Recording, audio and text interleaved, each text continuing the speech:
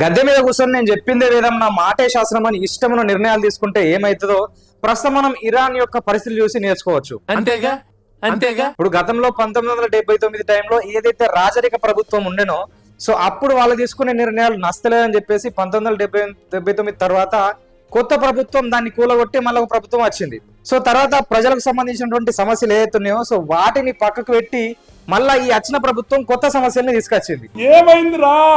So ఇప్పుడు ప్రజల పరిస్థితి ఎట్లుందంటే పెనంలోంచి పొయ్యిలో పడ్డట్టు అయింది. అంటే గతంలో ఉన్న సమస్యలు తీరినాయి కానీ కొత్త సమస్యలు తీసుకొచ్చి పెట్టింది. సో ఇప్పుడు అక్కడ ఇరానీయులు చాలా మంది కొన్ని లక్షల మంది ప్రజలు రోడ్ల మీదకి వచ్చి నిరసనలు ర్యాలీలు చేస్తా ఉన్నారు. గో బ్యాక్ ముల్లాస్ అని నినాదాలు అయితే చేస్తున్నారు. సో ముల్లాలు దేశాన్ని వదిలిపోండి అని చెప్పి వాళ్ళు నినాదాలు చేస్తున్నారు. సో దీనికి ముఖ్యంగా కారణం ఏంటంటే అక్కడ ఉన్నటువంటి ఆర్థిక వ్యవస్థ దెబ్బతినడం. ఇప్పుడు అక్కడ ఉన్నటువంటి ప్రజల సిచ్యువేషన్ ఎట్లుందంటే ఒక నెల రోజుల పాటు కష్టపడి సంపాదించినా గానీ ఆ వచ్చిన పైసలతోని కనీసం కడుపు నిండా తిండి తినలేని పరిస్థితి అయితే అక్కడ ఉంది. సో ఎందుకంటే $1 విలువ ఇప్పుడు అక్కడ రియాలు 42,000 రియాలకు పడిపోయింది. సో దీనికి ముఖ్యంగా కారణం ఏంటంటే ఈ ద్రవ్యోల్బణం ఎందుకు పెరుగుతుందంటే ఏదైతే ఇల్లు ఇంపోర్ట్ చేసుకుంటారో సో వాటిపైన రేట్లు సుంకాలు పెరగడం, ఆంక్షలు పెరగడం. సో ఇల్లు ఇరాన్ వాళ్ళు ఉండక ఎప్పుడు చూసినా అమెరికాతో గొడవ పెట్టుకుంటూ ఉంటారు. సో అమెరికా ఏంటంటే ఆంక్షలు విధిస్తుంది. ఇప్పుడు అమెరికా నుంచి మన ఇండియా కూడా ఆయిల్ ఇంపోర్ట్ చేసుకుంటుంది. సో వేరే యూరోప్ కంట్రీస్ కూడా ఇంపోర్ట్ చేసుకుంటాయి. కాకపోతే ఈ అమెరికాకును ఇరాన్ కు పడకపోవడం వల్ల అమెరికా ఆంక్షలు విధించడం వల్ల మిగతా దేశాలు ఇంపోర్ట్ చేసుకుంటలేవు ఇరాన్ యొక్క ఆయిల్ ను. సో మనం కూడా 10% ఇంతకుముందు ఇంపోర్ట్ చేసుకుంటే ఇప్పుడు దాన్ని తగ్గించడం అమెరికా చేయబట్టి అంతో కొంత. సో మళ్ళీ ఇంకొకటి ఏంటంటే వీళ్ళు ఇరానీస్ ఏంటంటే మత ఛాందస భావాలు ఎక్కువగా వాళ్ళు అక్కడ ప్రజల మీద రుద్దడం, మత విశ్వాసాల పైన ఎక్కువ శాతం చర్యలు తీసుకోవడం వల్ల ప్రజలు తీవ్రమైనటువంటి ఇబ్బందులు పడుతారు. ఇప్పుడు గతంలో 2022 సెప్టెంబర్ మనం చూసినాం మాసా అమీని అనే ఒక 22 ఏళ్ల అమ్మాయి సో హిజబ్ సరిగా ధరలించలేదని స్కార్ప్ తీసేసిందని అక్కడ ఉన్నటువంటి పోలీసులు ఈమెను అరెస్ట్ చేసి ఈమె పైన ఇంట్రాగేషన్ చేస్తే అక్కడ కస్టడీలో అమ్మాయి చనిపోయింది. సో అంటే ఈ హిజాబ్ కోసమే అక్కడ గొడవ జరగడం, అక్కడ ప్రత్యక్షంగా చూసిన సాక్షులందరూ ఖచ్చితంగా ఇది పోలీసుల పని అని చెప్పేసి అక్కడ మొత్తం స్ప్రెడ్ చేయడం వల్ల లక్షల మంది రోడ్ల మీదకి వచ్చి ర్యాలీలు నిరసనలు చేసిర్రు.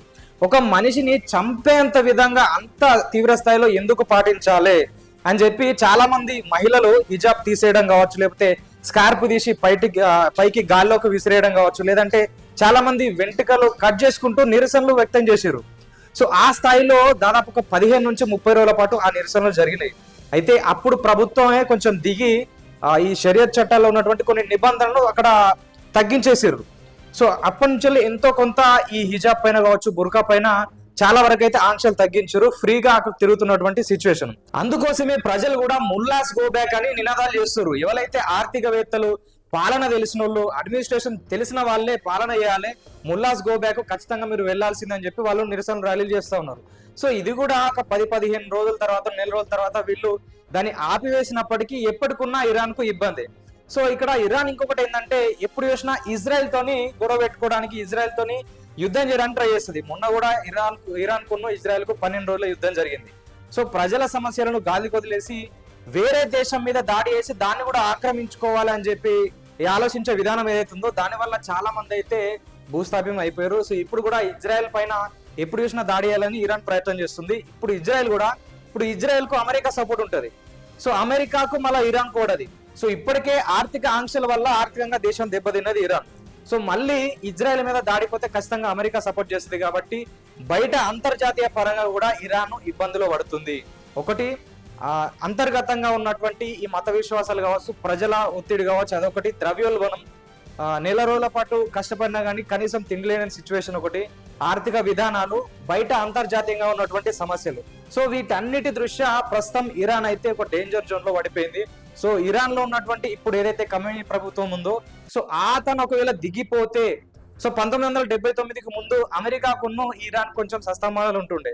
సో ఈతన దిగిపోయి విధానాలు గిట్ట మార్చుకుంటే మళ్ళీ అమెరికా కూడా సపోర్ట్ చేస్తుంది. ఇంతకుముందు ఇజ్రాయెల్ ఇరాన్ కలిసే ఉంటుండే, కాకపోతే ఈ ప్రభుత్వం వచ్చిన తర్వాత వాళ్ళకు కూడా గొడవలు అవుతున్నాయి. సో మొత్తం మీద ఒక దేశ అధ్యక్షుడు, ఒక దేశ సుప్రీం తీసుకునే నిర్ణయాల వల్ల దేశం ఎంత ప్రమాదంలో పడుతుందో ఇరాన్ తీసుకోవచ్చు. సో ఇరాన్ కు సంబంధించినటువంటి అప్డేట్స్ ఇవి. సో మరొక వీడియోతో మీ ముందు ఉంటాం. చూస్తూనే ఉండండి ఆర్ తెలుగు.